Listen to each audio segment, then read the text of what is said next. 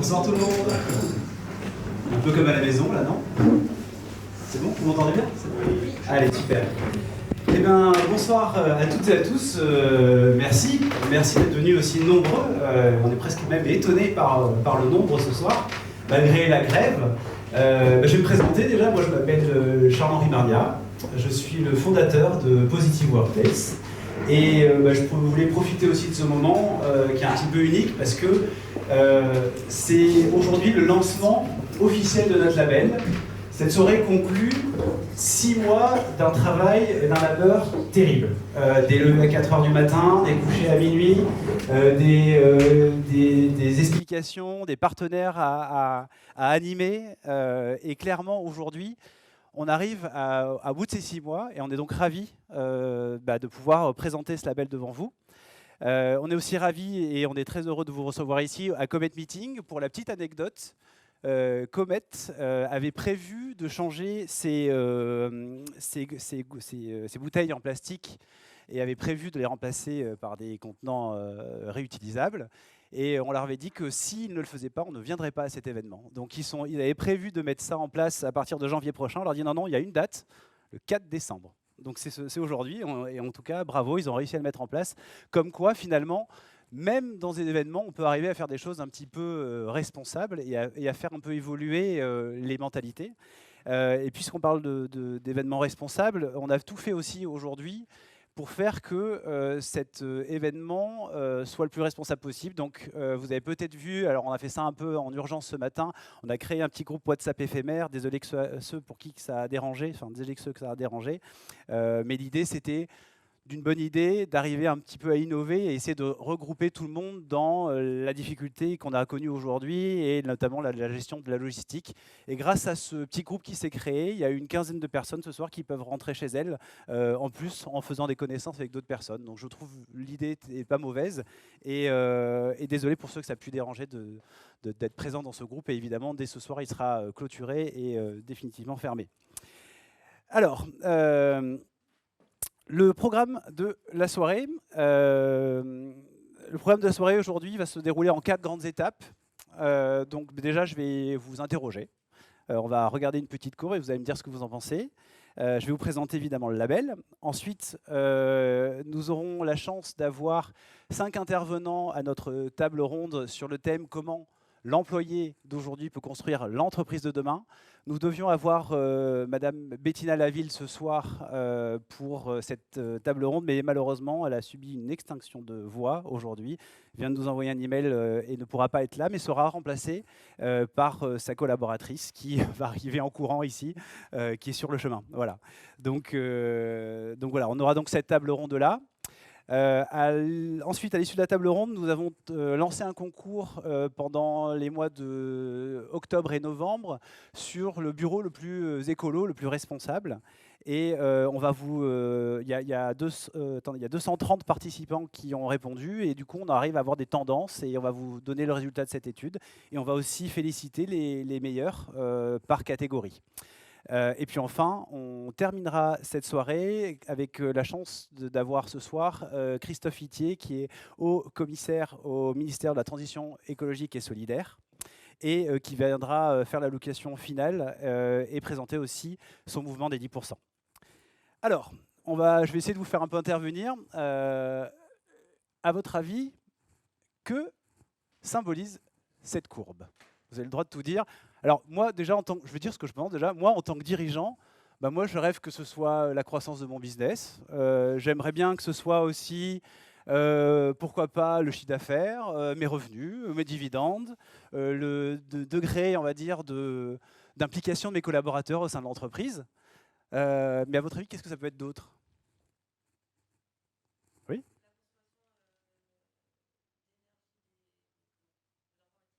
Oui, ça peut être ça. Oui. La consommation d'énergie de manière générale, absolument. Oui. Et de l'informatique. Donc l'augmentation de la température sur la Terre?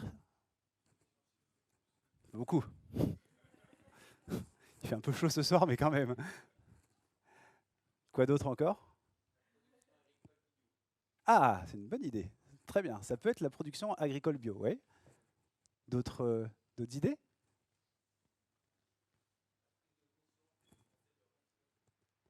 Ah, c'est de mieux en mieux. C'est un bon témoin ce soir dans cette salle. Effectivement, on ne serait pas aussi rempli si, si ce n'était pas le cas. Effectivement, ça peut être ça. Ça, c'est la vision plutôt positive. Tant mieux, parce qu'on est Positive Workplace. Comment? L'engagement de citoyen, oui, mais malheureusement, c'est pas que ça. C'est aussi et surtout ça. Évidemment, l'augmentation de la consommation d'énergie, l'augmentation des températures sur la Terre. En gros, pourquoi on a voulu vous présenter cette courbe-là? C'est que cette courbe représente finalement la tendance globale de toutes ces problématiques qu'on a aujourd'hui. Donc je ne suis pas scientifique, je ne peux pas tout vous expliquer tout ça, mais c'est pour vous sensibiliser au fait qu'effectivement, aujourd'hui, on est dans une consommation globale qui est exponentielle dans un monde qui est fini. Et effectivement, on arrive aujourd'hui dans une vraie prise de conscience de tout ça. Et alors moi, en tant que chef d'entreprise, quand je prends ça au visage, qu'est-ce que ça m'évoque? Moi, je me dis, qu'est-ce que je vais bien pouvoir faire pour changer tout ça? Est-ce que c'est possible de changer tout ça? Et je vais vous raconter une petite histoire, c'est la mienne, rapidement. Donc moi, j'ai créé avec Audrey Henriot, qui est dans la salle ce soir, une entreprise qui s'appelle Davricourt, qui est une société de conseil pour l'industrie, qui existe depuis 8 ans, qui embauche 350 personnes en France et un peu partout dans le monde. On a connu une vraie belle success story. Et on a fondé l'entreprise sur la notion de bien-être au travail. Donc la QVT que vous connaissez tous. Et en fait, l'année dernière, on s'est aperçu clairement que la QVT, c'était bien, c'était chouette. C'est pour ça qu'on a fait des petites affiches. Pour nous, le baby-foot, c'est pas suffisant pour être heureux au boulot. C'est que clairement, c'est pas ça qui donne du sens au travail. Et qu'on était en train de passer à côté de toutes les dimensions qui sont propres, entre guillemets, à la RSE, à notre monde. C'est la dimension sociale, mais sociétale et environnementale. Donc en fait, moi, en tant que chef d'entreprise, j'ai un rôle extrêmement important dans ces courbes-là. J'ai le pouvoir, entre guillemets, de faire changer les choses, donc j'en ai le devoir. Et donc, c'est pour ça qu'à ce moment-là, j'ai décidé de regarder ce qu'il y avait sur le marché en termes de labels, donc, ou de capacité d'accompagnement. Donc, il existe quelques labels, mais finalement pas tant que ça. Et les labels qui existent aujourd'hui sont assez généralistes, donc ils vont pouvoir aussi bien labelliser des territoires que des mairies, que des organisations. Et bien moi, je cherchais typiquement un label qui puisse vraiment m'accompagner, moi en tant que PME, dont ce n'est pas mon cœur de métier, qui puisse m'accompagner pour enclencher une démarche RSE chez moi.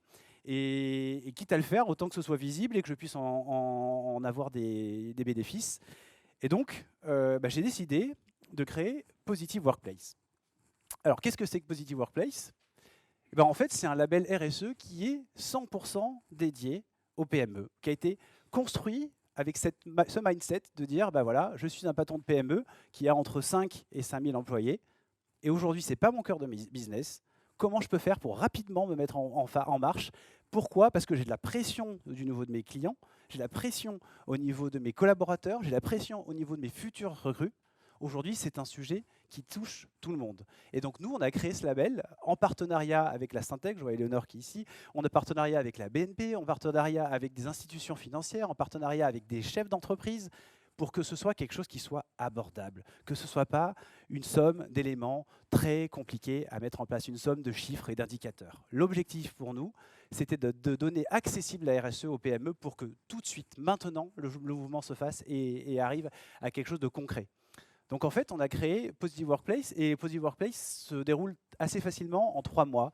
Première étape, il y a ce qu'on appelle le PWP, Positive Workplace Compagnie Audit, c'est-à-dire l'entreprise, en fonction de sa taille, répond à un questionnaire. Et ensuite, on est le seul label aujourd'hui, et unique, c'est un peu notre innovation, à venir interroger les parties prenantes.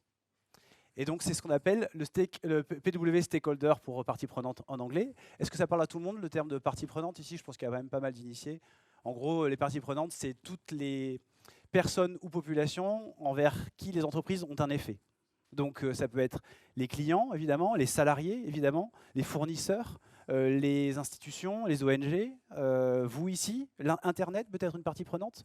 Et donc, nous, on a décidé de notre audit d'aller auditer à la fois l'entreprise, mais aussi ses parties prenantes, et de mettre la même note aux deux. C'est-à-dire que la pondération est exactement la même, que l'entreprise réponde, que l'employé réponde, ou que le fournisseur ou le client réponde. Et donc, ce qui est intéressant dans cette démarche, c'est qu'on embarque avec nous tout notre écosystème. Et c'est ça qu'on voulait, parce que moi, si je me lance dans une démarche RSE, c'est pas pour le faire tout seul dans mon coin, c'est pas pour remplir un questionnaire sur Internet et dire ça y est, je suis labellisé ceci ou je suis labellisé cela. Le but, c'est que ça s'infuse auprès de mes parties prenantes. Le but, c'est que ça s'infuse auprès de mon écosystème.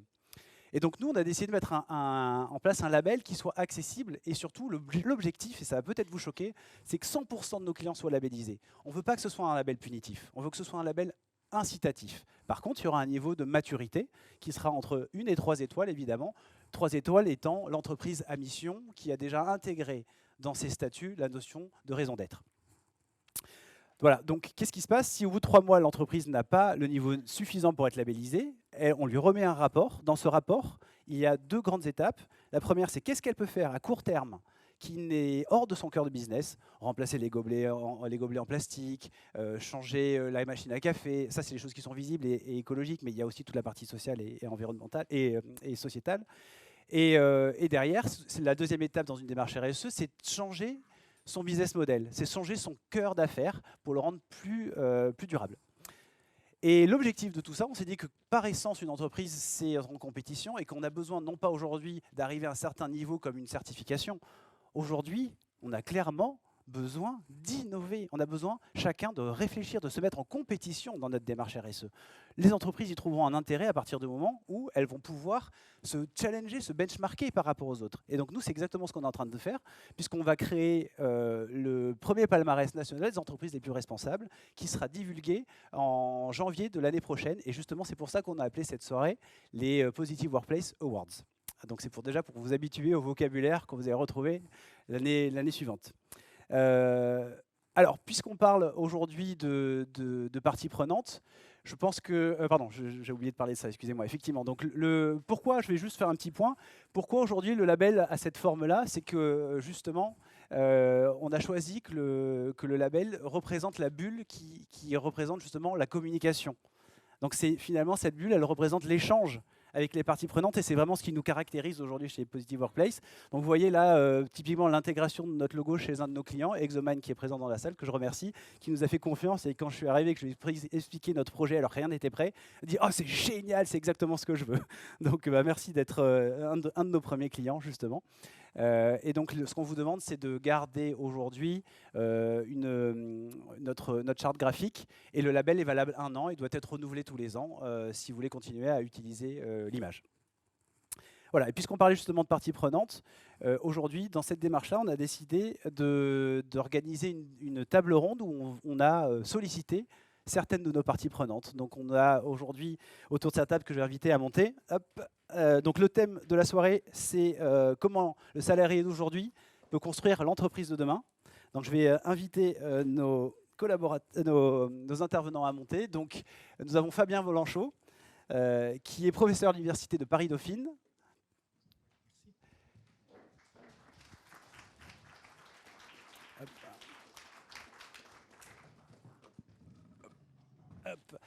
Ensuite, donc, nous devions avoir Bettina Laville, pardon, excusez-moi. Excusez-moi. Donc, nous devions avoir Bettina Laville, du coup, et nous avons Sandrine Mézano, qui a pu nous rejoindre. Merci beaucoup, Sandrine, au pas de course. Donc, Sandrine Mézano est secrétaire générale du Comité 21, le Comité 21 étant une institution RSE qui existe depuis 1995. Ensuite, nous avons le plaisir d'accueillir Benoît Algrand, qui est aujourd'hui étudiant à Polytechnique et notamment porte-parole du manifeste étudiant pour un réveil écologique. Est-ce qu'il y a des gens dans cette salle qui ont entendu parler de ce manifeste? Ouais, ça commence à marcher, hein. Super. Merci Benoît d'être présent avec nous. Donc nous attendons aussi Lise-Laure Meyer, qui est employée au sein de la BNP et qui est dans le département de la direction de l'engagement de BNP Paribas. Je profite de ce moment quand même pour remercier la BNP qui nous a franchement énormément aidé dans cette démarche-là, et qui nous a beaucoup accompagnés, qui nous choisit comme label de référence pour ses clients, donc c'est quand même une super nouvelle. Et ensuite, nous avons Damien Touvenin, qui va porter la voix des patrons de PME chez nous et qui est associé chez Good.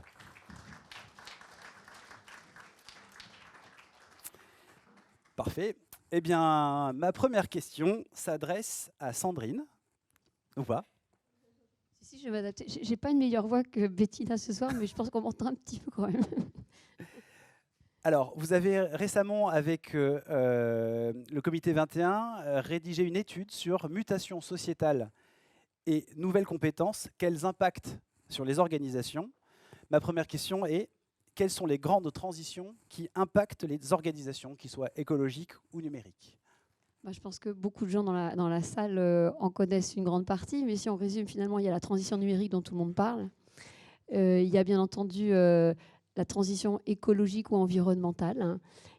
Moi, je mets derrière la transition sociétale avec vraiment des mutations de fond. Et puis plus globalement, par rapport à la société, demain, on est de plus en plus nombreux, il y aura la transition agricole.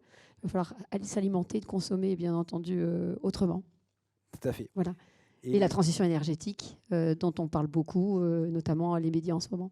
Donc ce sont quand même des sujets de société qui sont de plus en plus forts. Et justement, Fabien, aujourd'hui, comment, en tant que manager finalement dans une entreprise, on arrive à insuffler ces problématiques-là et comment on arrive à gérer finalement ces problématiques-là qui touchent toute l'entreprise et qui sont complètement nouvelles?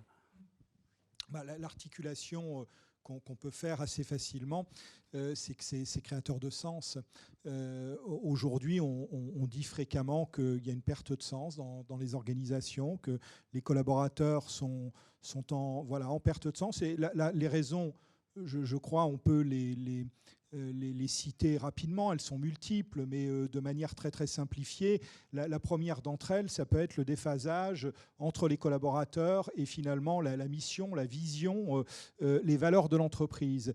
Et mission, vision, valeur, vous parliez tout à l'heure de business model, eh bien il y a derrière l'engagement de l'entreprise ou pas dans des problématiques RSE au sens large, hein, sociales, sociétales, environnementales. Et ça, je crois qu'aujourd'hui, le fait d'être ou de ne pas être engagé a un impact fort sur le sens perçu par les collaborateurs dans leur organisation. Puis bien évidemment, il y a d'autres dimensions qui sont importantes pour pousser cet engagement et qui sont aussi en étroite relation avec les problématiques RSE. C'est la disponibilité ou le manque de moyens pour les collaborateurs pour réaliser leur mission. Ça crée une tension considérable si on a le sentiment que les objectifs sont pertinents, mais que les moyens dont on dispose le sont moins. Il y a évidemment la question du contenu du travail qui est fondamentale aussi et qui relève la responsabilité sociale des entreprises. Aujourd'hui, en tout cas les jeunes que je connais le mieux à l'université, ils demandent de plus en plus d'autonomie dans leur travail, c'est-à-dire de l'attitude d'action dans la manière d'atteindre leurs objectifs, voire dans la détermination même de leurs objectifs, ce qu'on voit apparaître dans un certain nombre d'organisations. Et puis, je vais en citer encore deux. Bien évidemment, les conditions de travail que vous aviez évoquées, qui constituent un élément extrêmement important. C'est effectivement pas uniquement le billard qu'il y a dans la salle, mais c'est le sentiment que voilà, on est dans un environnement propice à la collaboration, propice au bien-être, et c'est évidemment une chose multifactorielle. Et puis j'ai envie de citer un dernier facteur qui est important aujourd'hui pour susciter l'engagement des collaborateurs dans les organisations et qui est en lien toujours avec la responsabilité sociale, c'est la transformation de ce qu'on appelle le contrat psychologique dans les organisations. Avant, le rapport entre le collaborateur et les entreprises était assez clair. C'était donnez-vous, donnez le meilleur de vous-même, et puis en contrepartie, on vous assurera une carrière. On voit ça aujourd'hui, peu d'entreprises s'y engagent. Oui. Donc ce contrat psychologique, si vous voulez, est devenu beaucoup plus flou. C'est quoi le deal implicite entre les collaborateurs et les employeurs? Alors, il y a une dimension qui émerge aujourd'hui et qui relève pleinement de la RSE, en tout cas d'une des dimensions de la RSE, c'est l'employabilité. C'est la qualité de vie au travail, c'est le contenu du travail. C'est dire, au fond, c'est le collaborateur se donne, en contrepartie de quoi on lui offre des conditions de travail qui sont satisfaisantes, on lui propose un job qui est intéressant et on essaye de le développer de façon à ce qu'il fasse sa carrière dans l'entreprise ou en dehors de l'entreprise, ses compétences soient à jour pour retrouver facilement un emploi. Ça, c'est un vrai enjeu aujourd'hui pour les entreprises. Et justement, puisqu'on parle d'entreprise, j'aimerais bien interroger Damien Touvenin sur le sujet. Damien, en tant que chef d'entreprise aujourd'hui, comment on se prépare finalement à cette... comment aujourd'hui on arrive à se préparer à ces nouvelles attentes, à la limite des collaborateurs, et quelles bonnes pratiques on peut mettre en place aussi dans une entreprise pour ça? Alors, je ne sais pas. Moi ou nous, chez Good, je ne sais pas si on se prépare tellement. On fait au quotidien. On est plus dans le présent que dans le long terme. Par rapport à ce que disait Fabien, moi je crois que le contrat, chez nous, il est très clair. Il me semble que je vois les gens d'Octo ici, je connais les gens d'Avricourt, je connais de plus en plus d'entreprises où effectivement le contrat il est très clair. Le contrat il est souvent construit effectivement sur l'employabilité, sur l'évolution de carrière, sur l'intérêt des missions, sur la part de voix que j'ai au chapitre quant au choix de mes missions et quant à la manière de les exécuter. Et alors bon, peut-être parce que moi j'ai évolué dans un environnement d'entreprise de prestations intellectuelles, de matière grise. Donc, effectivement, on travaille avec des gens qui ont, dont la force de travail, c'est leur intelligence, c'est pas leurs bras. Et on veut qu'ils mobilisent leur intelligence. Pour ça, le mieux, c'est quand même qu'ils nous disent là où est-ce qu'ils pensent avoir le plus d'effet et ce qui fait sens pour eux. Donc, le sens, on le co-construit continuellement. De toute façon, je ne crois pas qu'on puisse donner du sens aux gens. C'est à mon avis un des grands mythes du management. Il faut donner du sens. Je crois que c'est une illusion totale. On peut aider chacun à construire du sens et s'assurer, parce qu'on a un dialogue constant, qu'on a un sens qui va dans la même direction. Mais... Et est-ce que justement je ne sais pas si j'ai répondu à la question. Si, mais est-ce que la notion justement, est-ce que la question environnementale est quelque chose qui revient aujourd'hui régulièrement sur le tapis, que ce soit dans le choix même des clients, que ce soit dans le choix des pratiques au quotidien, que ce soit dans les attentes aussi des jeunes qui postulent chez vous? Alors, deux choses. C'est marrant, on en discutait tout à l'heure avant le démarrage de la soirée. D'abord, il y a un effet générationnel. Moi, je vais reprendre l'analogie que je faisais tout à l'heure. Je pense que c'est comme le port de la ceinture de sécurité. C'est-à-dire que pour mes parents, c'était un effort conscient. Et dans leur génération, ce n'était pas un réflexe pour tout le monde. Et dans ma génération, c'était devenu complètement naturel. Quand je vois mes enfants qui sont sur le point de rentrer sur le marché du travail, pour eux, la dimension écologique est une évidence. C'est même plus quelque chose qui se questionne. J'en parlais tout à l'heure. Mon fils se dirige vers le design. J'ai fait les portes ouvertes des écoles de design. Dans toutes les écoles de design, tous les projets de tous les étudiants sont tous des projets avec une dimension écologique. Et tous les parents, nous aujourd'hui, on a fait des invitations, on a envoyé des invitations. Et c'est amusant, c'est qu'il y a une bonne partie aujourd'hui des personnes présentes dans cette salle sont venues avec leurs enfants. Ils m'ont dit, mais en fait, est-ce que c'est possible que j'inscrive aussi mon fils à la soirée? C'est clairement aujourd'hui une question qui est transgénérationnelle et qui pousse je dirais, du terrain, quoi. Voilà, donc je pense que effectivement Benoît pourra très bien en témoigner. Après, en ce qui concerne les gens un peu plus âgés, parce que moi j'ai des salariés qui ont parfois mon âge, je ne sais pas si je suis très représentatif de la société française dans son ensemble, puisque Good a une mission de lutte contre le gâchis qui attire une population de gens plutôt militants et pour qui l'enjeu écologique est important. Et amène des questionnements parfois byzantins sur la vertu de telle ou telle mission, et est-ce que quand on est en train d'aider une entreprise dont l'activité est celle-ci ou celle-là, est-ce qu'on est cohérent avec notre mission de lutte contre le gâchis? Est-ce que c'était dans l'ADN de votre entreprise au démarrage, ou est-ce que finalement vous avez pris ce virage-là un peu plus tard? La réponse est ni oui ni non, puisque en fait, Good est né parce que Ludovic, qui est mon cofondateur, et moi étions salariés d'une entreprise qui s'est planté pour des très mauvaises raisons, des raisons internes, et qui nous a laissé le sentiment d'un immense gâchis. Donc quand on a créé l'entreprise, on avait explicitement écrit un truc en disant qu'on voulait inscrire notre entreprise dans une logique de développement durable, mais c'était au sens premier du terme, c'est-à-dire d'avoir une entreprise qui a un modèle qui ne fonctionne pas en logique d'épuisement de ses ressources, et notamment de ses collaborateurs ou de ses clients, et qui est capable de s'auto-entretenir. Maintenant, quand on a commencé à formaliser nos démarches RSE et à les structurer, on s'est rendu compte qu'on avait quand même surinvesti les parties prenantes clients, enfin celles qui sont sur notre chaîne de valeur, donc essentiellement nos clients, nos collaborateurs, et qu'on avait assez peu investi les sujets écologiques, mais aussi, par exemple, la relation avec les fournisseurs, puisqu'on n'a pas de fournisseurs sous-traitants directs qui contribuent à la production de valeur de l'entreprise. Nous, c'est plutôt le comptable ou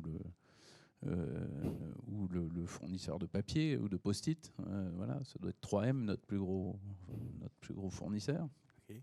Et donc, effectivement, on avait eu tendance, nous, à penser que parce qu'on était dans les prestations intellectuelles, on avait un impact écologique assez mineur. Et en fait, quand on s'est réellement intéressé à la question, je ne sais pas s'il est mineur ou majeur, sans doute que des gens qui font des grosses usines et qui extraient des terres rares ont un impact écologique beaucoup plus important, mais il n'empêche que, de toute façon, quel que soit le nôtre, on avait moyen de le réduire d'au moins de moitié.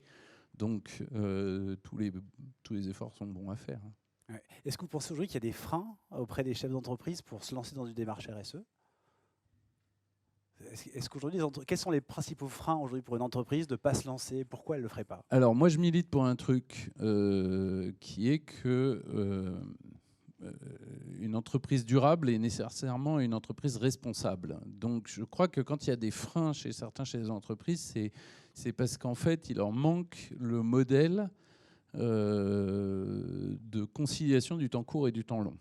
Beaucoup d'entreprises aujourd'hui sont dans une urgence de temps court qui fait paraître l'investissement dans une politique de développement responsable comme étant un coût. Pour moi, le modèle bien compris, on ne peut pas être durablement performant en épuisant ses ressources puisqu'on augmente en permanence le coût de remplacement de ces ressources. Un exemple extrêmement simple, c'est que si vous arnaquez vos clients, vous êtes en permanence obligé d'aller chercher des nouveaux clients et de plus en plus loin pour qu'ils n'aient pas entendu parler de vous. Donc, le bon sens veut que vous ayez une relation avec vos clients qui est équilibrée. Enfin, nous, on a démarré la boîte, on était ingénieurs, on n'avait pas de commerciaux, on a recruté notre première commerciale l'année dernière, on s'est entièrement développé sur le bouche à oreille.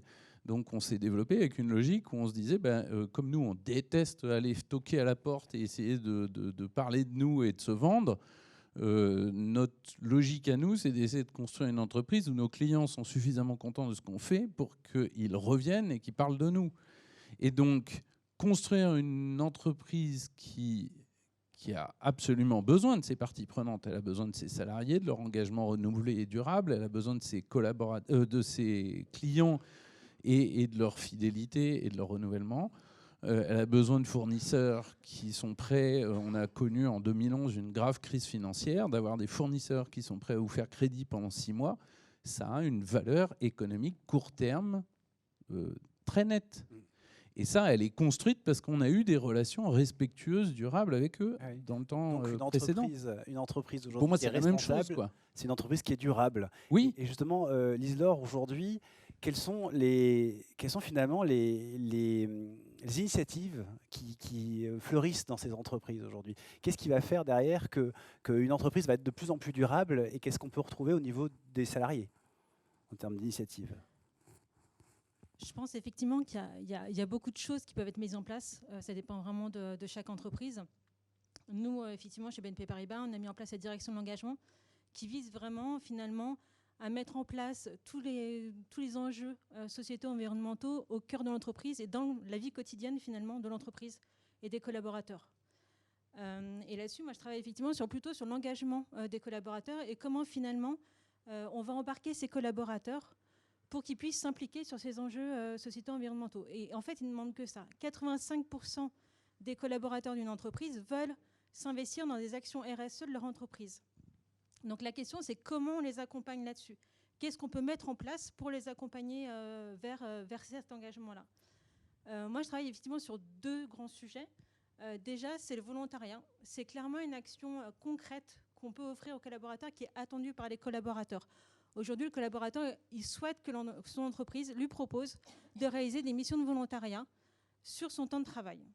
Donc là, on le fait avec des associations partenaires, avec des entrepreneurs à impact, et c'est leur offrir Vous en avez un cadre. quelques incités, par exemple? Pardon ? Vous avez des idées, quelques incités d'entreprises partenaires ou d'associations partenaires? Avec 100 000 entrepreneurs, avec nos quartiers ont du talent, avec D'accord. Mixité, L'objectif ce soir, c'est aussi que vous repartiez avec des idées, des noms, des entreprises, des partenaires potentiels, hein. L'idée vraiment de cette table ronde aujourd'hui, c'est que chacun puisse repartir ce soir avec des bonnes idées à mettre en pratique directement dans ces entreprises. Donc n'hésitez pas dans vos interventions à donner des exemples, hein. Ouais. Concrètement, toutes les associations. Tout va bien. Non, ça va. Toutes les associations sont preneuses, donc c'est pas compliqué de trouver des associations. Essayez d'aller plutôt effectivement dans les quartiers près de là où vous êtes, parce que ça permet aussi d'être acteur sur le territoire. Et elles seront preneuses. Et après, il y a des structures qui vont vous permettre, comme Tous Bénévoles, qui vont vous permettre effectivement de trouver des missions. Nous, on a mis en place une plateforme qui permet aux collaborateurs de pouvoir trouver la mission qui lui convient et de pouvoir être mis en contact avec l'association pour réaliser cette mission sur son temps de travail. C'est une plateforme interne ou c'est une plateforme externe? C'est une plateforme interne qu'on a réalisée avec Microdon, qui est un partenaire en fait. Je crois qu'on a une personne de Microdon normalement présente dans la salle aussi, Ouais. si vous voulez en parler avec elle plus tard. Et puis après, on a mis en place un deuxième programme qui vise vraiment finalement à s'assurer, en fait le collaborateur souhaite aussi s'assurer que son entreprise va porter les mêmes valeurs que celui qui porte personnellement. Donc comment on peut être en lien aussi avec ces valeurs-là et comment on peut garder le lien entre finalement ce qui porte ses engagements personnels au sein de l'entreprise. Et donc là, on a créé le programme Green Company for Employees qui vise finalement à réduire l'empreinte carbone de l'entreprise, mais en s'appuyant sur les collaborateurs. Les collaborateurs, ils sont vraiment au cœur de l'entreprise. C'est un maillon essentiel de l'entreprise, on ne peut rien faire sans eux. Et du coup, c'est comment eux peuvent être acteurs finalement aussi de cette réduction de l'empreinte carbone. Et notamment, là, on a sorti 2 grandes politiques qui sont de la suppression du plastique à usage unique. Vous y êtes arrivé? Et on est en train de le faire, tout à fait. On l'a sorti là en mois de septembre et tout est en train de disparaître. Vous m'expliquez même que aujourd'hui, les salariés allaient même plus vite que vous parfois et étaient pointés du doigt ce qui n'était pas encore mis en place. En fait, c'est des décisions qui sont tellement attendues de la part des collaborateurs qu'on s'attendait à ce que ça prenne effectivement quelques mois à être mis en place. Et finalement, à partir du moment où on a communiqué dessus, du jour au lendemain, les collaborateurs ont voulu effectivement supprimer le plastique. Radicalement. Radicalement. Petite anecdote rigolote, on a vendu des gourdes éco-responsables dans les cantines pour remplacer les bouteilles en plastique des collaborateurs. Rupture de stock en moins de 48 heures. Et j'ai vu disparaître toutes les bouteilles en plastique des bureaux dans la foulée. Donc ça, effectivement, c'est quelque chose qui est très attendu. Et puis, on a essayé de les accompagner aussi sur la mobilité durable.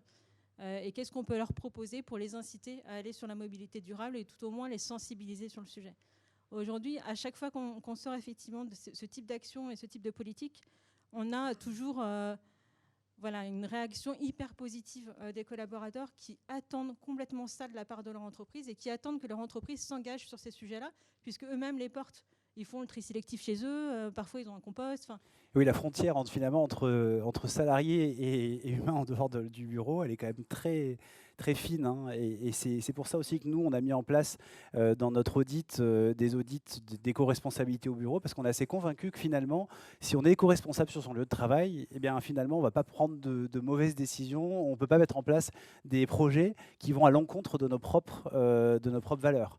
Et donc finalement, la frontière entre privé et professionnel est très mince, et c'est amusant parce que ce sont même pas, pour moi, les entreprises doivent former, éduquer leurs salariés à des éco-gestes, mais en fait, aujourd'hui, un collaborateur d'une trentaine d'années se retrouve en étau entre son employeur engagé et parfois ses enfants, qui dès le plus jeune âge à l'école sont déjà bien sensibilisés à ça. Donc ça permet aussi un alignement global familial entre l'environnement de travail, soi-même et l'environnement familial. Voilà. Complètement.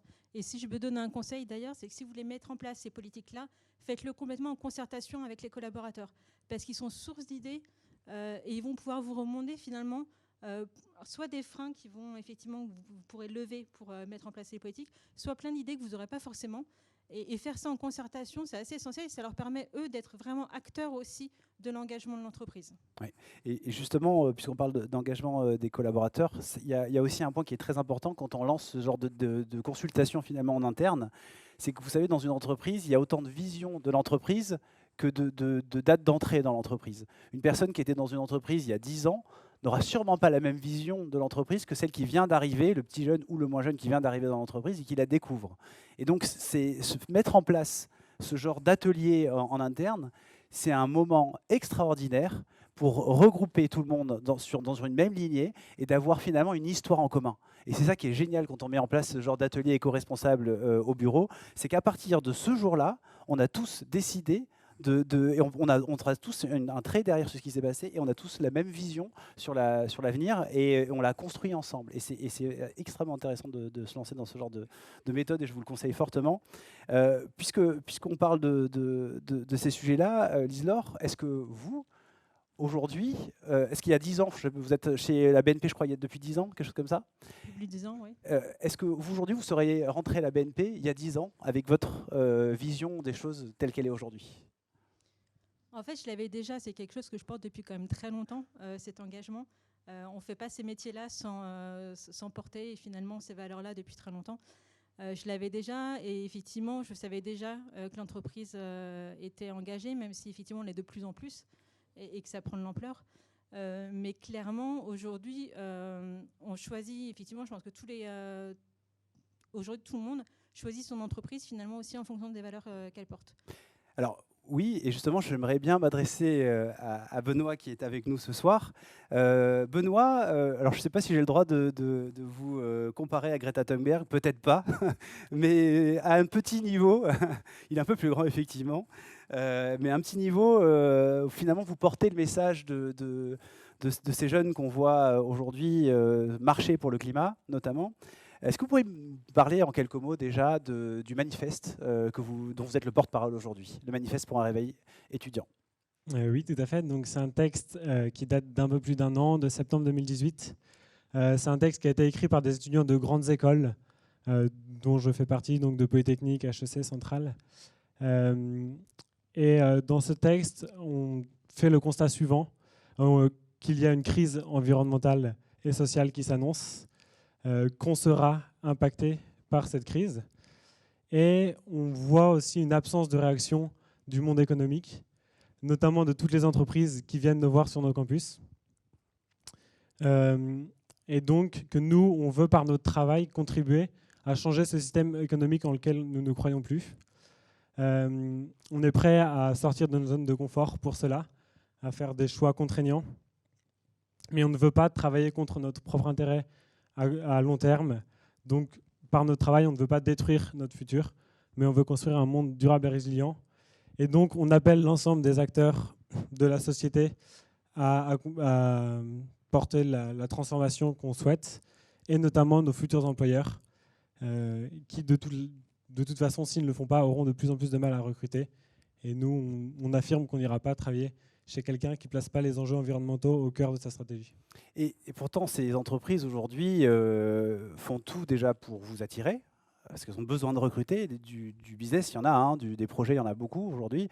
Par contre, c'est clairement la difficulté qu'on retrouve tous, c'est à pouvoir recruter. Et pouvoir recruter des bonnes personnes et puis pouvoir les fidéliser. Finalement, est-ce que ces entreprises-là ne portent pas déjà des messages qui peuvent être parfois un peu faux ou qui puissent être un peu déroutants sur ce qu'elles font vraiment? Est-ce que vous le ressentez, vous, au quotidien? Est-ce que vous allez les titiller sur ce qu'elles font vraiment? Oui, c'est assez compliqué de savoir ce qu'elles font réellement. Souvent, nous, une demande qu'on porte très forte, c'est que ce soit dans la stratégie même, dans la finalité de l'entreprise, qu'elle prenne en compte les questions écologiques. Donc vous me demandez de passer directement à la deuxième étape, parce que dans une démarche RSE, il y a tout ce qui est hors cœur de business, et ensuite il y a tout ce qui est cœur de business. Donc vous demandez tout de suite aux entreprises, mais c'est en phase avec finalement l'urgence écologique, hein, mais c'est vous demandez tout de suite aux entreprises de modifier leur cœur de business. Oui, on n'a pas le temps d'attendre que... non, oui, c'est ça. Ce qu'on veut, nous, c'est dans notre travail, la finalité, que ce soit viable, durable, et que la cohérence doit venir de partout, c'est sûr, mais que si la finalité est bonne, la cohérence doit être là aussi. Et donc les démarches en interne doivent aussi être prises en compte. Mais effectivement, c'est quand même la finalité, le cœur de la stratégie. Et ce qui est le plus important pour nous. Ce qui est d'autant plus fort, je veux juste attirer votre attention sur quelque chose dont on n'a pas forcément tous conscience, mais ce qui est d'autant plus fort, c'est que Benoît, vous avez quel âge ? 21 ans. 21 ans. Benoît, à 21 ans, en fait, est déjà extrêmement sensible à ces sujets-là. Et pourtant, on parle notamment d'un sujet qu'on appelle d'amnésie générationnelle. Qu'est-ce que c'est que l'amnésie générationnelle ? C'est-à-dire que Benoît, quand vous avez déjà fait Paris-Marseille en voiture ou une grande distance en voiture avec vos parents, gamins ? Oui. Est-ce qu'il y avait des moucherons sur le pare-brise ? Est-ce que vous vous souvenez d'être sorti de la voiture pour que votre père vous dise « Ah, va me nettoyer un peu ces moucherons » ? En tout cas, c'est sûr qu'on ne l'a plus aujourd'hui, peut-être un petit peu quand j'étais enfant. Peut-être un petit peu quand j'étais enfant. C'est exactement ce que je vais vous entendre dire. C'est qu'en fait, ce qui se passe, c'est que chaque génération qui passe s'accommode finalement de notre situation environnementale. C'est-à-dire qu'effectivement, j'en discutais avec Lucie pas plus tard que ce matin, elle me disait quand j'étais dans ma maison de campagne, on ne pouvait même plus parler, les rouges-gorges ne faisaient un bruit pas possible. Et en fait, nous, les jeunes générations qui arrivent aujourd'hui, n'ont pas connu tout ça. Donc, ça devient un standard. Donc, cette perte, entre guillemets, de la biodiversité, on s'en accommode relativement bien, malheureusement. Et il faut que ce soit des jeunes comme Benoît, ici présent à 21 ans, qui, eux, prennent conscience, alors qu'ils n'ont pas connu tout ce qu'on a vécu auparavant, de ces sujets-là.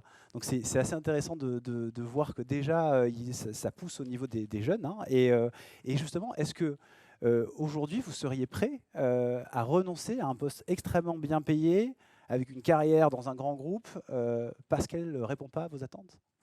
Oui, c'est l'engagement que j'ai pris en signant le manifeste, et on est 30 000 à avoir pris cet engagement en le signant.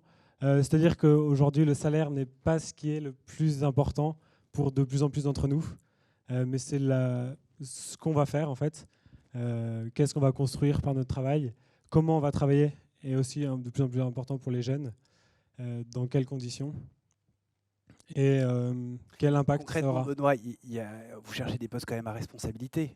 Vous cherchez quand même à avoir une carrière. Vous avez fait probablement les plus belles études qui puissent exister en France, ou pas loin. Vous n'avez pas envie peut-être de vous retrouver dans une petite PME qui certes sera engagée, mais ne va pas pouvoir vous proposer une visibilité à plus de 3 ans parce que même elle-même, son business model n'est pas encore clair. Est-ce que vous seriez prêt à faire ce genre de choses ? Je crois que de plus en plus d'étudiants sont prêts, refusent les grands groupes qui ont beaucoup de difficultés à changer. Et il y a plein de raisons systémiques pourquoi les grands groupes ont des difficultés. Et une carrière toute tracée dans un grand groupe, en fait, je crois que ça attire plus.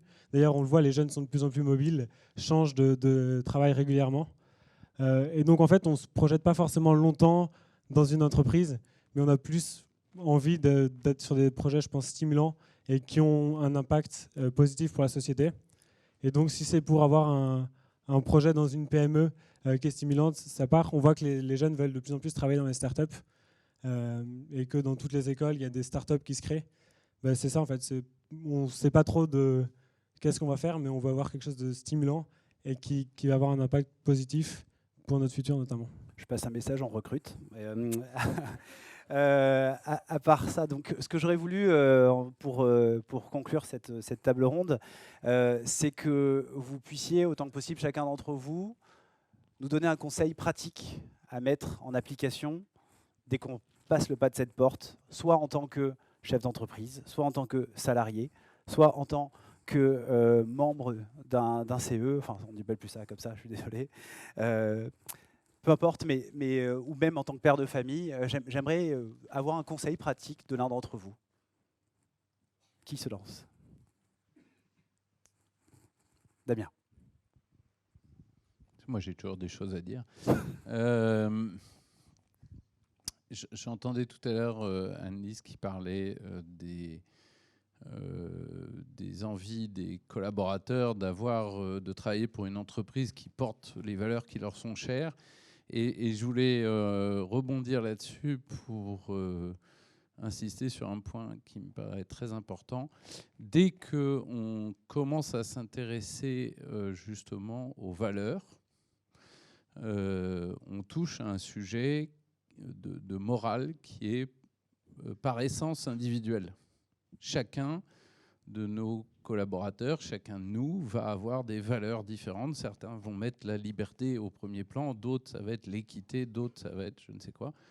Et il est à la fois très difficile de construire un projet qui satisfasse tout le monde, d'une part, et d'autre part, il est très facile de tomber dans des espèces de postures moralistes où on veut le bien de tous par-dessus les avis des autres. Ça ne doit pas être punitif, surtout pas. Et du coup, je crois qu'il y a une compétence critique à développer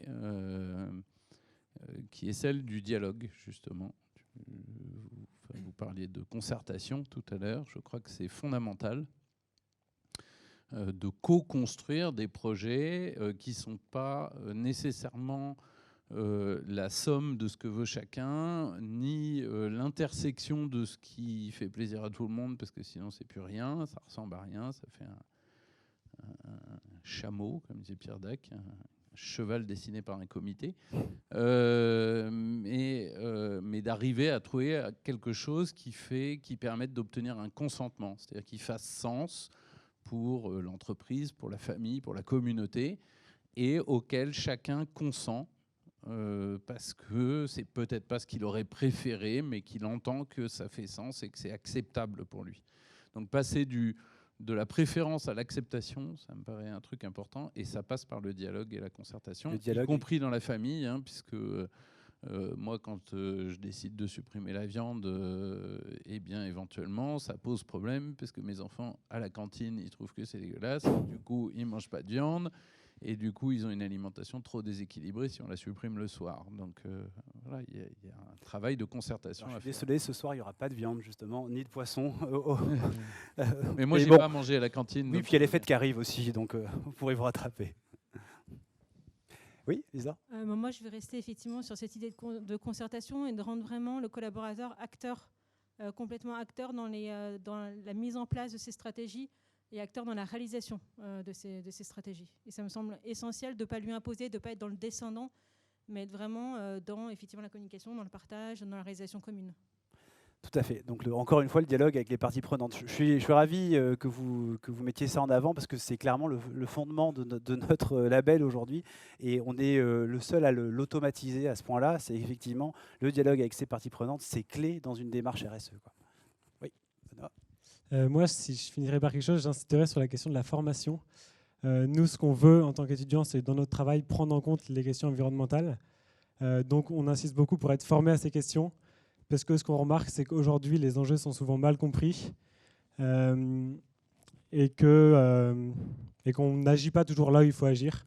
À la fois les étudiants, même si on est de plus en plus, on se forme de plus en plus, parce que dans nos écoles, nous, on met en œuvre beaucoup d'initiatives pour former tout le monde. Mais dans les entreprises aussi, je pense que c'est très important de former. Et effectivement, quand on parle d'effondrement de la biodiversité, de lutte contre le changement climatique, c'est souvent des très petites mesures qui ont relativement peu d'impact, qui sont mises en avant, comme éteindre la lumière, trier ses déchets. Il faut évidemment le faire. Je sais que ça va peut-être en étonner certains, mais effectivement, oui, il faut supprimer ces mails, mais pas que.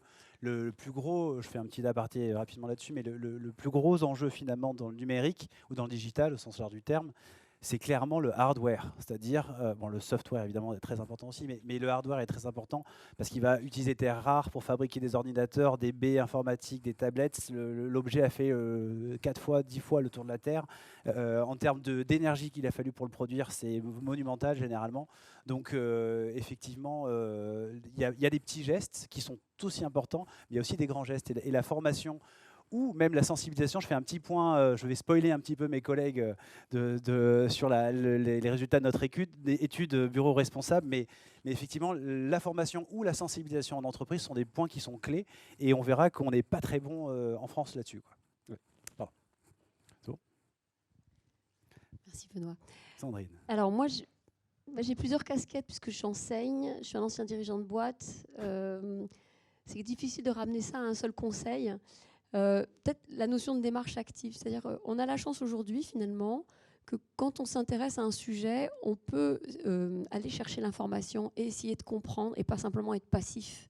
Je veux dire par là, c'est que si vous voyez les choses dans les médias, parce qu'en ce moment, il y a beaucoup de choses sur le climat, mais il n'y a pas que le climat, parce qu'on pourrait faire un cours sur il y a la biodiversité, il y a la démographie, et tous ces sujets en fait sont très compliqués.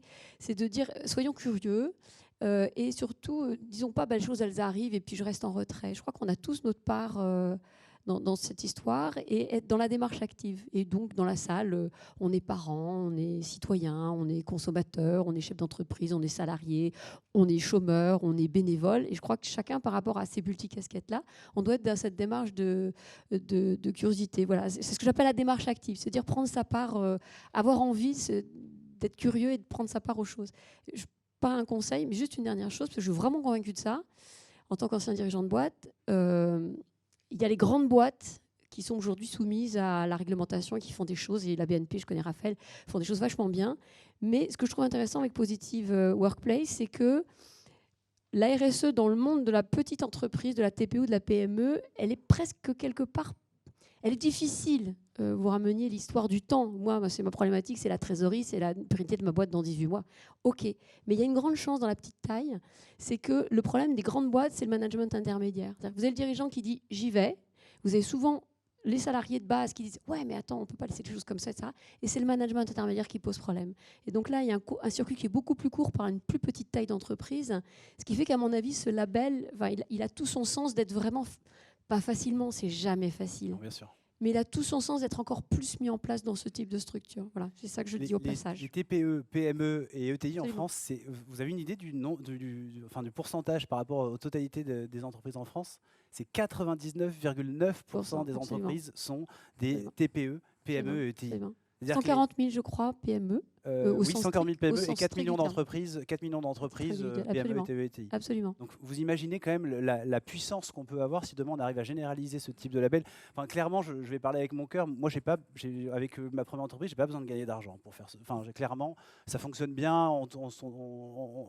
Personnellement, j'en ai pas besoin. Mais par contre, si j'ai créé ce label, clairement, c'est pour que les choses changent et pour que les choses changent dès les premières étapes, c'est-à-dire de la petite entreprise jusqu'à la moyenne entreprise, parce que nous sommes aujourd'hui tous acteurs de ce changement. Et c'est hyper important, les grosses entreprises, même s'il y a aussi, on appelle ça comment, même si elles ont un devoir de, j'ai plus le terme en termes, j'en suis désolé, mais les grosses entreprises ont plutôt tendance aujourd'hui à reporter les risques et les choses qu'elles n'ont pas envie de faire aux autres entreprises plus petites. Donc, il y a un devoir de vigilance, voilà, c'est ça que je cherchais, excusez-moi. Même s'il y a un devoir de vigilance aujourd'hui qui quand même les intègre dans cette démarche-là, ça reste quand même une monnaie courante. Donc aujourd'hui, clairement, l'importance de labelliser un grand nombre d'entreprises est essentielle pour lancer ce débat et pour lancer une démarche qui est globale. Et je fais une petite introduction à ce que va nous présenter Christophe Itier tout à l'heure du ministère. Clairement, lui aussi a lancé le mouvement des 10%. Il y a un phénomène qui dit le tipping point, qui dit que si 10% d'une population se met à avoir un comportement spécial, le reste va suivre. Et en fait, nous, l'idée, c'est on se dit que si 10% des entreprises en France sont labellisées, et ben on se dit que le reste va suivre. Après, labellisé ou pas, nous, qu'on existe ou on n'existe pas dans 5 ans, je dirais que c'est un autre problème. Mais par contre, là, nous, on est là aujourd'hui pour permettre aux entreprises de passer la première marche et puis les suivantes, sans que ce soit un vrai blocage. Voilà, excusez-moi. Et il faut savoir entendre Benoît, qu'on a la chance d'avoir avec nous ce soir. Ce qui les fait rêver, ce n'est pas les 250 grandes boîtes.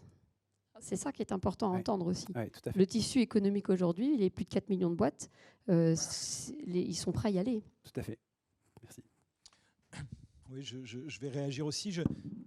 Moi, ce que je constate depuis 20 ans, c'est un développement considérable de l'appétence pour ces sujets, de l'appétence des jeunes pour ces sujets de la RSE. Au début des années 2000, je dirigeais un MBA qui recrutait des Japonais, exclusivement des Japonais. Puis ensuite, ça s'est élargi à d'autres populations. Pourquoi Japonais? Parce que c'était un MBA qui était financé par Renault, et Renault s'était développé au Japon avec Nissan. Et j'étais impressionné à l'époque par l'intérêt qu'accordaient les jeunes Japonais aux sujets environnementaux. Et c'était très en décalage avec ce qu'on pouvait observer en France. Aujourd'hui, tous nos étudiants sont sensibles à cette question. C'est-à-dire que c'est un formidable levier au service de l'engagement dans cette direction. Et j'ai envie de donner deux exemples qui montrent que c'est un puissant levier pour la société, pour l'environnement, mais aussi pour le business. Deux exemples. Quand il y a quelques années, j'étais vice-président de l'université, j'ai des étudiants qui sont venus me voir, qui m'ont dit « mais nous n'avons plus de chargé de mission responsabilité sociale de l'entreprise. Il faut que vous fassiez quelque chose. » On a créé un comité éthique, responsabilité sociale, développement durable. On organisait des réunions tous les mois. Il y avait 50 participants tous les mois, et toutes les parties prenantes étaient représentées, et ils attendaient qu'on non seulement on fasse le diagnostic requis pour savoir quels étaient les axes sur lesquels on devait se développer, mais ils étaient aussi en quête de suggestions de notre part, et puis de propositions pour améliorer les choses au quotidien. Alors c'était peut-être des petits gestes, mais j'étais très sensible au fait qu'on s'engage déjà dans ce qui était immédiatement faisable. Et ça a vraiment constitué une dynamique très très importante. Et puis le deuxième exemple, juste pour illustrer à quel point tout ça c'est fédérateur et mobilisateur, et donc c'est ce qu'on appelle une opportunité, une opportunité qui mérite d'être saisie. Hier, j'étais à Bordeaux, et puis par hasard, parce que l'hôtel du coin était occupé, on m'a conseillé un autre hôtel. Et cet hôtel, je ne sais pas si certains connaissent, c'est l'hôtel Éclos. Est-ce que certains connaissent? Un hôtel Éclos, vous voyez, business model d'aujourd'hui, Éclos, c'est la contraction d'écologique et d'économique. C'est comment on peut combiner l'écologie et l'économie. Alors ça a été lancé... Donc je vais dans cet hôtel et je suis impressionné. Alors déjà des chambres qui ne coûtent pas cher du tout, et puis une ambiance incroyable, et puis du personnel qui était hyper à votre écoute. Enfin, j'ai jamais vu ça. Jamais vu ça, y compris dans les hôtels 5 étoiles. J'avais pas vu un accueil pareil. Ils étaient hyper sympas, c'était vraiment fantastique. Donc un modèle économique que je vous suggère d'aller observer, parce que vraiment j'étais impressionné. Alors donc du coup, je vais regarder, je me dis mais d'où viennent-ils ?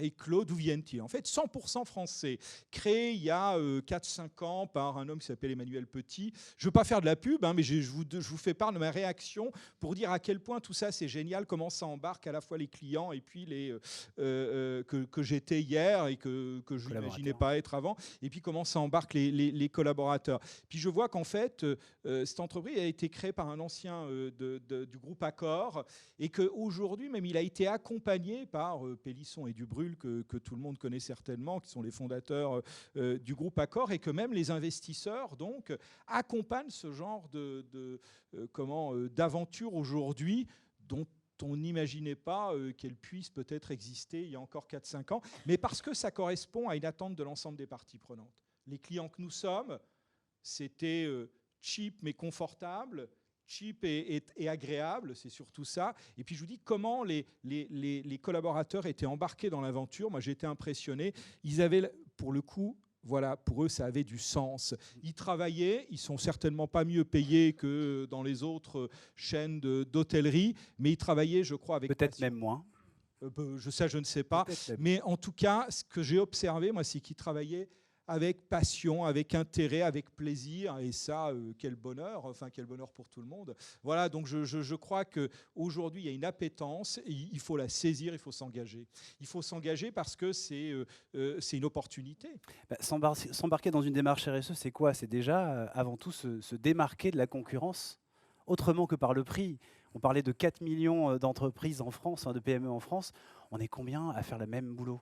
on est extrêmement nombreux à faire le même boulot. Donc aujourd'hui, rentrer dans une démarche RSE, c'est déjà évidemment se démarquer de la concurrence, mais aussi répondre et anticiper les attentes de ses donneurs d'ordre déjà, des attentes de ses clients. C'est même parfois aller plus loin et aller les conseiller sur ce qu'il faut faire. Et quand vous arrivez avec cette posture-là chez un client, je peux vous assurer que vous avez une place qui est privilégiée dans son panel.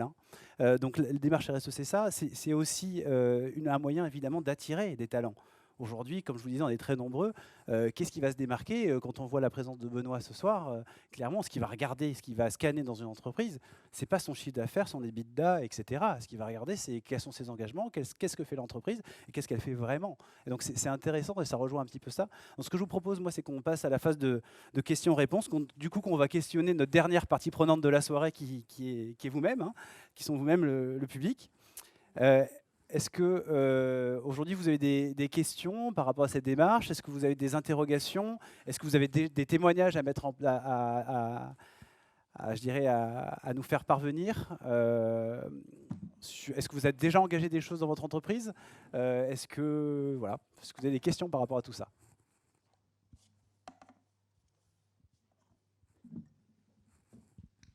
Bonsoir, merci beaucoup pour l'intervention. Violette Watine, le slip français, directrice générale. Je pense qu'il est important de se dire qu'une démarche RSE à côté d'une vocation d'entreprise, ça peut vite se dire que ça a un coût, que c'est compliqué, et je reviens sur un point que vous avez dit.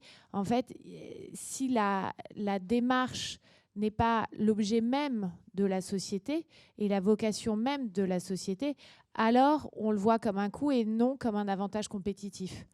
Et donc c'est vraiment important. Alors c'est plus facile à dire quand on est une entreprise qui se crée ou une entreprise récente par rapport à un grand groupe qui a tout son historique, mais on n'engage pas une démarche RSE à côté de la vocation de l'entreprise.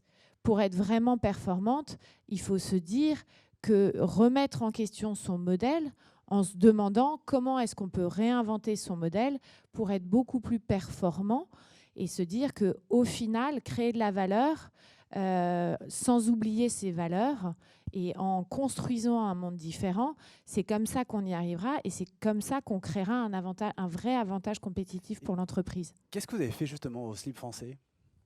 Au slip français, on s'est créé sur... il y a différentes manières d'être très engagé. Il y a 3 grandes dimensions. Il y a l'innocuité, qui existe beaucoup par la cosméto et tout. Il y a le social, le local, et il y a l'environnemental. Le slip français s'est construit sur le social. Pourquoi? Parce qu'en 40 ans, l'industrie textile en France a perdu 90% de ses emplois. Donc, étant une marque de textile, le sens était de surtout favoriser les savoir-faire, les pérenniser et tout. Donc, on s'est créé sur la dimension sociale et de plus en plus, on accélère sur la dimension environnementale puisque les deux sont intimement liés. On a lancé le premier... ce qu'il faut savoir, par exemple, c'est que la laine, aujourd'hui, 90% des débouchés de la laine française partent en Chine, ce qui est une hérésie. Donc, on a lancé le premier pull en laine mérinos française, tissé en France, fabriqué en France et tout. C'est quand même hallucinant de se dire que ça n'existait plus. Donc l'idée, c'est de refaire de la matière et de créer de la circularité. On a lancé des projets de R&D pour faire de la circularité en textile. Tout le monde connaît le relais, mais on ne sait pas que les habits ne sont pas recyclés en habits, mais sont recyclés en habitation essentiellement et en isolation. Donc là, on en a travaillé pour essayer de recréer de la circularité en textile. Et bien sûr, on va vers du bio de plus en plus. Super. Est-ce qu'il y a d'autres personnes qui veulent témoigner ou qui ont des questions, qui ont déjà mis en place des choses dans leur entreprise, ou peut-être plus qui ne savent pas comment les mettre en place aussi? Oui, Claire. Bonsoir, donc Claire Schwartz, je suis responsable RSE du groupe Châteauforme. En fait, moi j'ai plutôt une question pour Benoît. Donc c'est super que les étudiants des grandes écoles s'investissent et franchement ça me rassure. Mais en fait ma question c'est est-ce que vous allez sensibiliser aussi les jeunes qui sont dans des filières un peu moins prestigieuses parce que il y a aussi des métiers qui sont un petit peu moins top management, mais c'est eux en fait qui, enfin pas que, mais en fait il faut toucher tout le monde. Et en fait, dans toutes les boîtes, il y a aussi des postes moins élevés. Et ces gens-là, souvent, ils n'ont pas eu forcément accès à ces formations-là. Et du coup, est-ce que dans les BTS, les facs, je dénigre pas du tout, mais voilà, dans les BTS et les facs, est-ce que vous allez aussi sensibiliser ces jeunes-là? Même dans les lycées. Hein. Alors nous, notre but, c'est pas d'abord de sensibiliser les jeunes. Notre but, c'est juste d'appeler à un changement et d'essayer de pousser qu'il y ait un changement là où les gens sont. Donc dans les entreprises, on appelle à ce que les entreprises changent, transforment leurs pratiques. Nous, dans nos écoles, ensuite, on appelle à ce qu'il y ait un changement des formations pour qu'on soit formé aux questions environnementales, pour que tout le monde, de manière transversale, comprenne un peu mieux ce que c'est. Donc ça, c'est quelque chose qu'on essaye de pousser un peu partout. C'est plus simple pour nous de le faire dans les grandes écoles parce que c'est là d'où on vient. On essaye d'avoir des ambassadeurs. Pour l'instant, on a après une centaine d'ambassadeurs dans différentes écoles, universités. C'est compliqué d'en avoir partout. Après, on essaie de travailler avec d'autres mouvements. Le problème de notre mouvement, qui est aussi un avantage, c'est que on a un engagement assez fort qui est qu'on va refuser des emplois qui ne permettent pas de construire un monde durable et résilient, et qu'on va donc choisir notre emploi en regardant les considérations environnementales. Et ça, c'est un discours qui ne peut pas être reçu par tout le monde. Nous, on a le luxe de pouvoir choisir notre emploi. Ce n'est pas le cas de tout le monde. Et donc, c'est un message qui est moins passé aussi dans d'autres écoles. Nos signataires viennent essentiellement de grandes écoles parce qu'on a cette marge de manœuvre supplémentaire que du coup, on exploite à fond. Mais ensuite, c'est sûr que tout le monde doit accéder et qu'on essaye de faire ça ensemble. Après, on essaie de travailler aussi avec d'autres mouvements de jeunes aussi pour ça. Il prend de l'ampleur, ce mouvement. Je voulais remercier vraiment notre table ronde ce soir. Merci d'avoir participé à ce débat.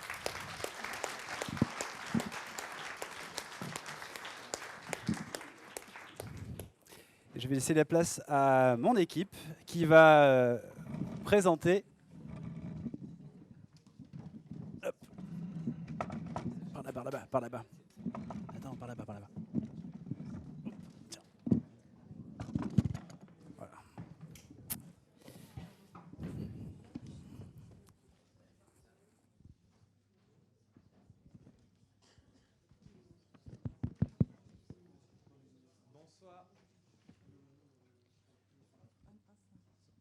Bonsoir à toutes et à tous. Merci d'être venus aussi nombreux. Avant de remettre les prix aux lauréats du bureau responsable, on va vous présenter les résultats de notre enquête. Donc, je suis Florian, je suis responsable RSE chez Positive Workplace. Et moi, c'est Lucie, également responsable RSE chez Positive Workplace. Et avec Florian, on s'occupe d'auditer les entreprises en vue de leur labellisation. Et donc nous avons mené une étude là, sur les mois de octobre et novembre auprès de 194 entreprises. Et puis dans la salle, vous formez un bon échantillon déjà. Donc c'est 59 dirigeants et 171 salariés qui ont répondu à notre enquête.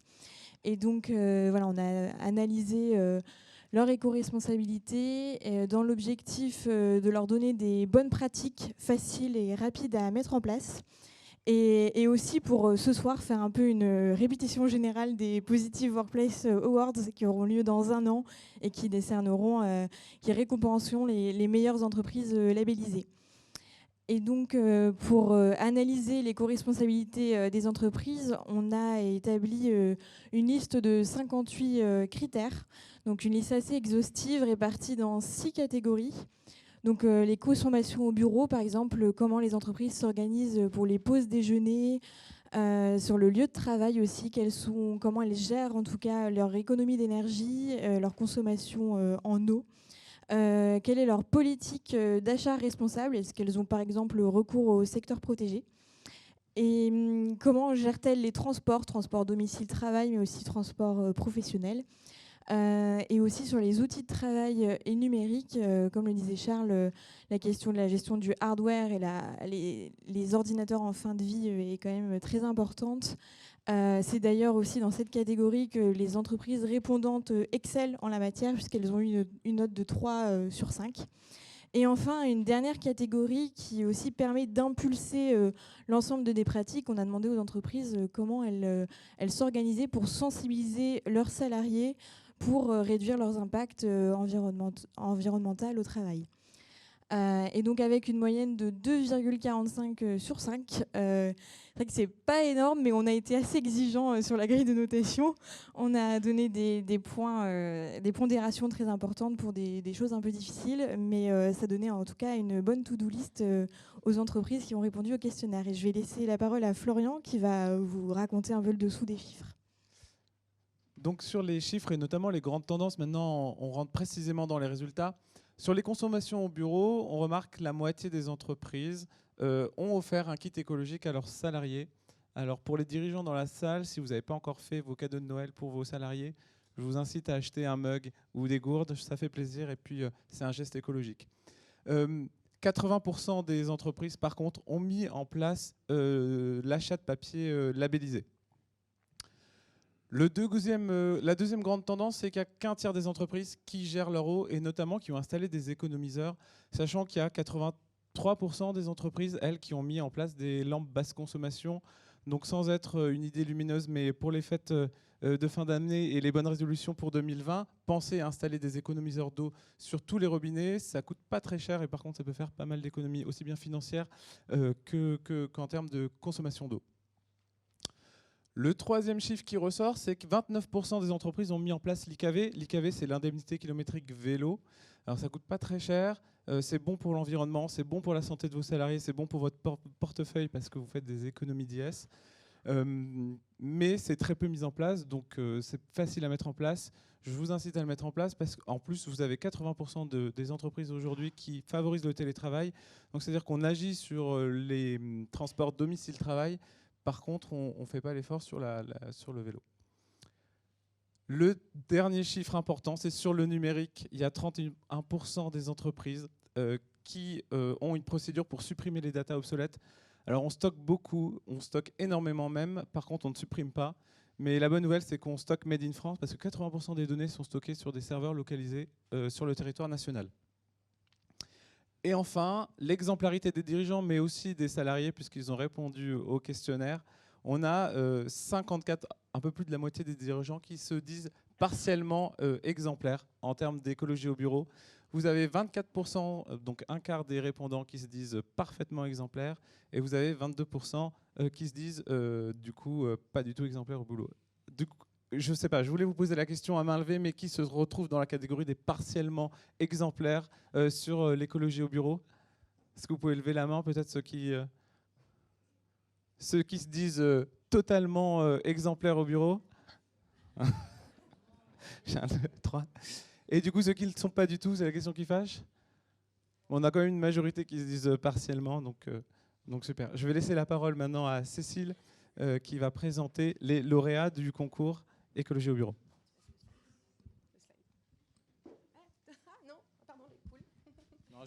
J'ai oublié la dernière slide, mais quelques pratiques atypiques qu'on a relevées, parce qu'on avait fait une demande de verbatim. D'abord, il y a une entreprise qui a remplacé le café par de la chicorée bio cultivée en France, plutôt que de faire venir des cafés, comme vous le savez, d'Amérique ou d'Afrique. Et puis enfin, une entreprise qui garde les restes des repas pour les poules d'un salarié qui s'appelle Mathieu.